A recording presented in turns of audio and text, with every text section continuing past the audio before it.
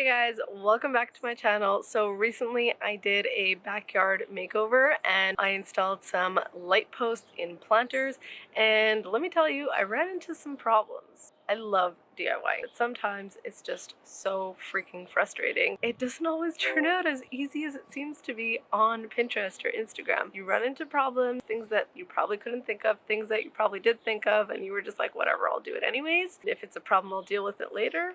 And then you gotta deal with it. I just wanted to show you how we fixed the issues that we came across when we were putting in our light posts.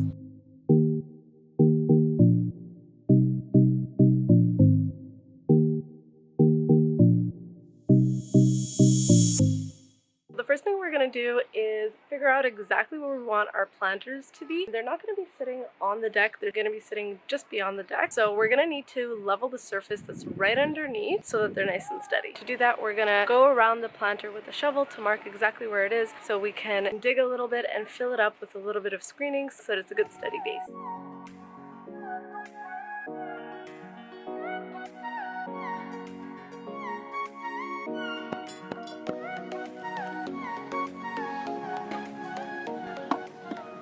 The second tip is to get the right size planter and the right shape. We only realized a little too late that our planter was too small and it was a little bit tapered at the bottom.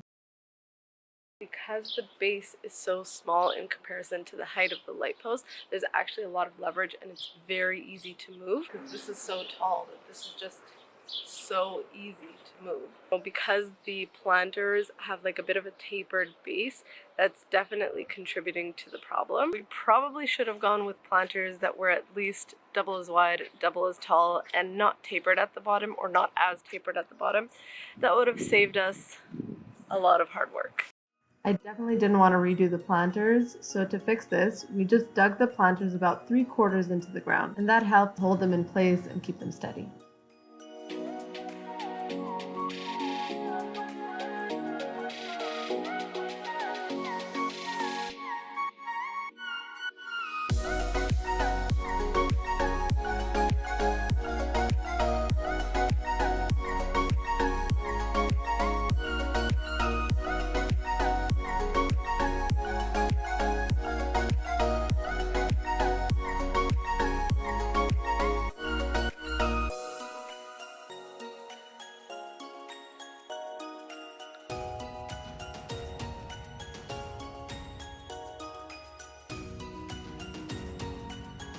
Alright, so this seems to be a lot better. Obviously, the deeper we dig the planters in, the more steady it'll be, but right now, before I was able to like push it with one finger, and now I actually have to try hard to be able to move it a little bit. So I'm much happier with this, so is David.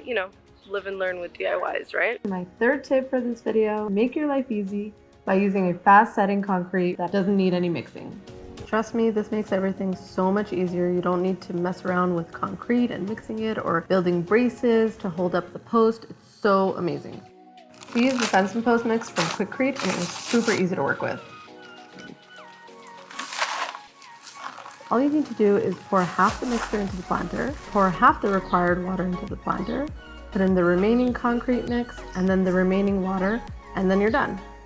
And like I said, you should be using bigger planters, so ideally you'd have a planter that's big enough to fit 2 of these Quikrete bags per planter.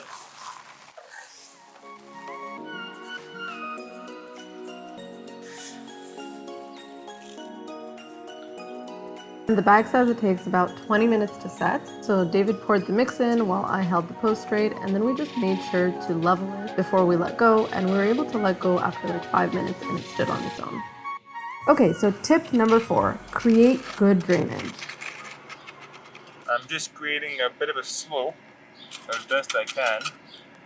That way, whenever it rains, the water drains away from the wood. It doesn't look pretty, but Doesn't matter, it's going to be covered with rocks. it's just to prevent any pooling next to the wood, which might cause some premature rot, which we don't want.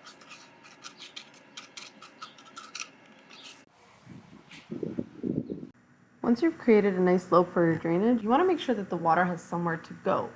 So you're going to need to drill in some holes into your planter. So I took this medium-sized drill bit. You could take one that's a little bit bigger, and I just drilled holes all around my planter just about where the concrete ended.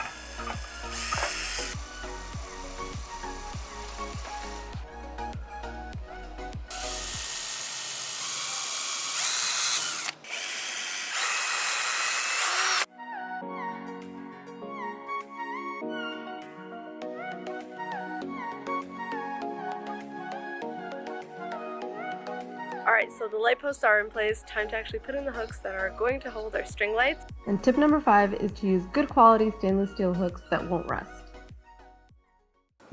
It's gonna be stuck in the wood forever, this thing. So we got these stainless steel hooks from Amazon, and we're just going to pre-drill holes into the wood, put these in, and we're also going to drill some holes into our bricks and put them on the bricks so that they hold on that side.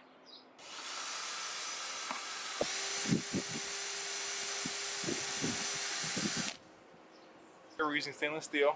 It's much more resistant to the elements. Hopefully it should withstand the elements for several years without rusting. And the last tip for you today is to protect your posts. So using a post cap will actually protect the most vulnerable part of your post from the rain. Basically with wood, the end grain is the most absorbent part. So if you don't have a post cap, any rainfall is going to get absorbed straight to the top of your wood. They're only about $1 each, so definitely worth the investment. So there you have it. Those are the 6 tips that you definitely wish you knew before you started your DIY light posts. So now all we have left to do is put up the string lights and enjoy our beautiful deck.